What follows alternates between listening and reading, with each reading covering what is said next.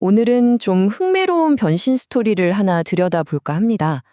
전통적인 중공업의 거인으로 불리던 한 기업이 어떻게 에너지의 미래를 새롭게 만들어가고 있는지 바로 두산 에너빌리티의 이야기입니다. 자, 이 질문에서부터 시작해보죠. 세상은 이제 완전히 다른 종류의 에너지를 원하고 있잖아요. 이런 거대한 변화 앞에서 중공업의 상징과도 같았던 두산 에너빌리티는 과연 이 도전을 어떻게 기회로 바꾸고 있을까요? 그럼 첫 번째로 이 거대한 에너지 지형의 변화 속에서 두산 에너빌리티가 꺼내든 전략적 카드가 대체 무엇인지 그 핵심부터 한번 살펴보겠습니다. 핵심은 바로 이겁니다. 양면적 전략.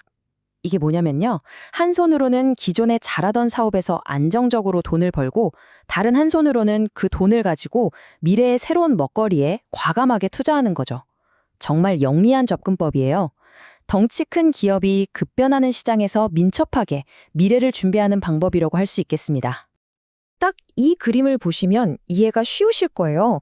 말 그대로 두 얼굴인 거죠.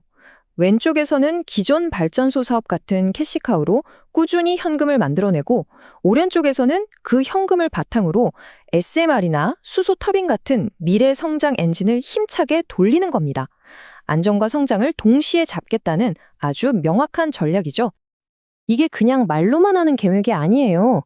실제 수주 포트포리오를 보면 와, 정말 극적인 변화가 보입니다. 예전에 많이 하던 저수익 석탄 발전소 EPC 사업 비중은 거의 제로에 가까워지고 2025년쯤 되면 원자력이나 가스 같은 신에너지 사업이 수주의 99% 이상을 차지할 거라는 전망입니다. 이건 뭐 회사의 DNA 자체를 바꾸는 수준의 체질 개선이라고 할 수 있겠죠. 자, 그럼 이 전략이 구체적으로 어떤 모습으로 나타나는지 회사를 이끌어갈 세 가지 핵심 축을 한번 뜯어보겠습니다. 첫 번째 기둥, 바로 원자력 르네상스입니다. 요즘 에너지 안보 또 탄소 중립 때문에 다시 원자력이 엄청나게 주목받고 있잖아요. 바로 그 흐름을 타는 거죠. 그리고 이 부분이 정말 재밌습니다. 이 흐름의 중심에는 SMR, 바로 소형 모듈 원자로가 있습니다.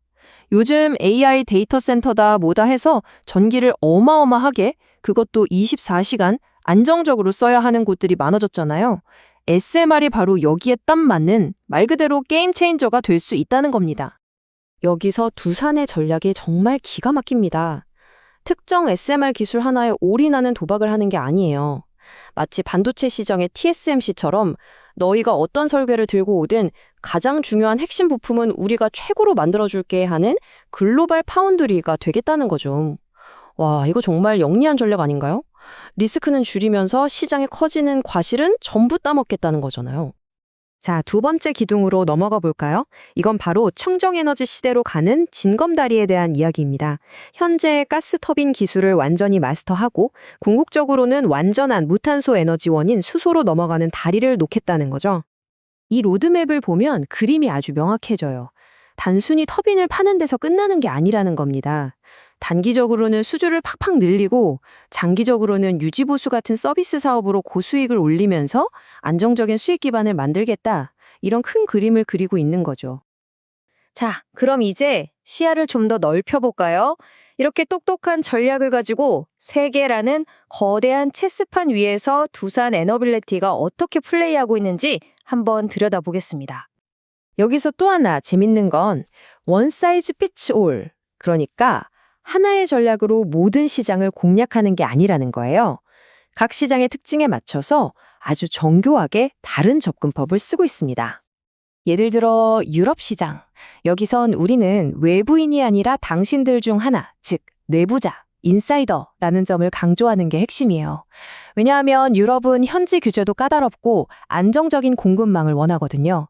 체코에 있는 자회사 두산 스코다 파워를 딱 내세워서 이 문제를 해결하는 거죠. 144기가와트라는 어마어마한 시장의 문을 여는 열쇠가 바로 이 내부자 전략인 셈입니다. 반면에 베트남처럼 빠르게 성장하는 시장에서는 뭐가 제일 중요할까요? 바로 실력 증명입니다. 우리 이런 거 해본 회사야 하고 확실하게 보여주는 거죠. UAE의 바라카 원전, 이거 정말 초대형 국가 프로젝트였잖아요. 이걸 성공시킨 경험 자체가 우리랑 손잡으면 당신들 국가의 미래 에너지 문제 우리가 해결해 줄 수 있습니다. 라는 가장 확실한 보증수표가 되는 겁니다. 자, 그럼 이렇게 멋진 전략들이 과연 돈으로는 어떻게 연결될까요? 그리고 앞으로 넘어야 할 산은 없을까요? 목표가 정말 야심찹니다. 일단 2025년까지 신규 수주액을 무려 10.7조 원까지 끌어올리겠다는 건데요. 중요한 건 그냥 수주가 아니라 마진이 높은 알짜 사업 중심으로 늘리겠다는 겁니다. 그리고 더 멀리 보면 2029년까지는 수주 잔고, 그러니까 앞으로 해야 할 일감을 36조 원어치나 쌓아두겠다는 거예요. 이게 무슨 뜻이겠어요? 앞으로 몇 년간은 먹고 살 걱정 없이 안정적으로 회사를 운영할 수 있다는 거죠. 그리고 사실 이게 제일 중요할 수도 있습니다. 양적인 성장만 하는 게 아니라 질적으로도 성장하겠다는 거. 2029년 영업이익률 목표가 8.9%인데 이건 과거에 저수익 사업으로 고생했던 시절과는 완전히 작발하겠다는 강력한 의지를 보여주는 숫자입니다. 물론 그렇다고 해서 앞길이 완전 꽃길만은 아니겠죠. 에너지 정책이라는 게 정치 상황에 따라 언제든 바뀔 수 있는 리스크가 있고요. 원자재 가격이나 공급망 문제도 계속 신경 써야 합니다. 그리고 뭐니 해도 지멘스 같은 글로벌 공룡들과의 경쟁은 정말 치열할 겁니다. 이 모든 걸 보고 나니 이런 생각이 드네요. 두산 에너빌리티의 이 이야기는 단순히 한 회사의 변신 스토리를 넘어서는 것 같아요. 어쩌면 거대한 변화의 파도 앞에서 길을 잃은 전 세계 수많은 전통 산업 기업들에게 이렇게 하면 살 수 있고 심지어 더 크게 성장할 수도 있다는 하나의 청사진, 일종의 생존 설명서를 보여주고 있는 건 아닐까요?